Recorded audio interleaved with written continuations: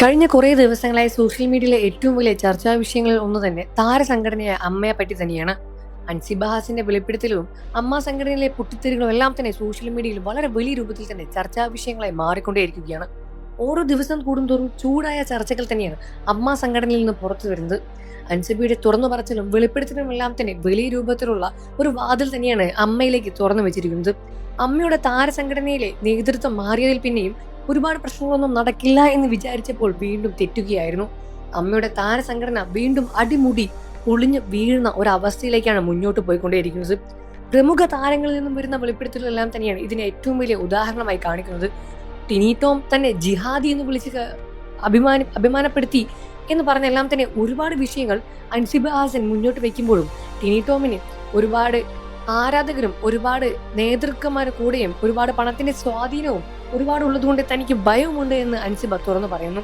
ഈ കാര്യത്തിൽ ഗവൺമെന്റും തന്റെ കൂടെ ഒപ്പം നിൽക്കുമെന്ന് പ്രതീക്ഷിക്കുന്നു എന്ന് അൻസിബ പറയുമ്പോഴും ഒരുപക്ഷെ ആളുകൾ ടിനി ടോമിന്റെ മറുപടിയും സപ്പോർട്ട് ചെയ്യുന്നുണ്ട്. ടിനി ടോം ഇതിനൊരു പ്രതികരണം ഉടനെ തന്നെ രംഗത്ത് വരും എന്ന് തന്നെയാണ് പ്രതീക്ഷിക്കുന്നത്. ഇതിനോടൊപ്പം തന്നെ പ്രമുഖ താരങ്ങളെ പറ്റി പുറത്തു വരുന്ന ഓരോ വാർത്തകളെയും കാതോട് കേട്ടിരിക്കാൻ പ്രേക്ഷകരും കാത്തിരിക്കുകയാണ്. പ്രമുഖ താരങ്ങൾ ഉൾപ്പെടെ മോഹൻലാൽ, മമ്മൂട്ടിയെ പോലുള്ള താരങ്ങൾ ഇതിനെ എന്തുകൊണ്ട് പ്രതികരിച്ച് രംഗത്ത് വരുന്നില്ല എന്നും ചോദിക്കുന്നു. തന്റെ അനിയത്തിയെ പോലെ അല്ലെങ്കിൽ മകളെ പോലെ കാണുന്ന അൻസിബയെ പറ്റിയെല്ലാം തന്നെ മോഹൻലാലും എന്തുകൊണ്ട് മൗനം പാലിക്കുന്നു എന്നാണ് ഇപ്പോഴും ചോദിക്കുന്നത്. ഇത്തരത്തിലുള്ള വിഷയങ്ങളെ വലിയ വലിയ പ്രമുഖർ തന്നെയാണ് കൈകാര്യം ചെയ്യേണ്ടത്. അമ്മയിലെ താരസംഘടനയിലെ നേതാക്കളായിരുന്ന മോഹൻലാലെല്ലാം തന്നെ രാജിവെച്ച് രംഗത്ത് വന്നിട്ടുണ്ടായിരുന്നു. പിന്നീട് വന്ന നേതൃത്വം തന്നെയാണ് ഇത്തരത്തിൽ ഒരു പ്രശ്നമില്ലാതെ മുന്നോട്ട് കൊണ്ടുപോകാനുള്ള കാരണം. ഹേമ കമ്മിറ്റി ആയിരുന്നു ഇതിന് ഏറ്റവും വലിയൊരു കാരണമായി ചൂണ്ടിക്കാണിച്ചത്. ഹേമ കമ്മിറ്റിക്ക് ശേഷം രാജിവെച്ച ഓരോ അംഗങ്ങളും പിന്നീട് മൗനം പാലിക്കുകയായിരുന്നു. എന്തുകൊണ്ട് ഇവർ രംഗത്ത് വരുന്നില്ല എന്നും ഇവർ മൗനം പാലിച്ച് വിട്ടുനിൽക്കുകയാണോ എന്നെല്ലാം തന്നെ ഒരുപാട് ചോദ്യങ്ങൾ വരുന്നുണ്ട്. എന്നാൽ പിന്നീട് വന്ന കമ്മിറ്റിയും ഒരുപാട് പ്രശ്നങ്ങൾ തന്നെയാണ് നേരിടുന്നത്.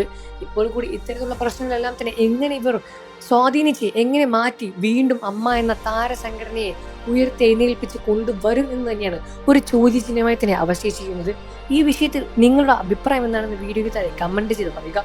വാർത്തകളും വിശേഷവും എത്രയും പെട്ടെന്ന് അറിയാൻ നമ്മുടെ വീഡിയോ ഒന്ന് ലൈക്ക് ചെയ്ത് ചാനൽ ഒന്ന് സബ്സ്ക്രൈബ് ചെയ്ത് സപ്പോർട്ട് ചെയ്യുക ഫ്രണ്ട്സ്.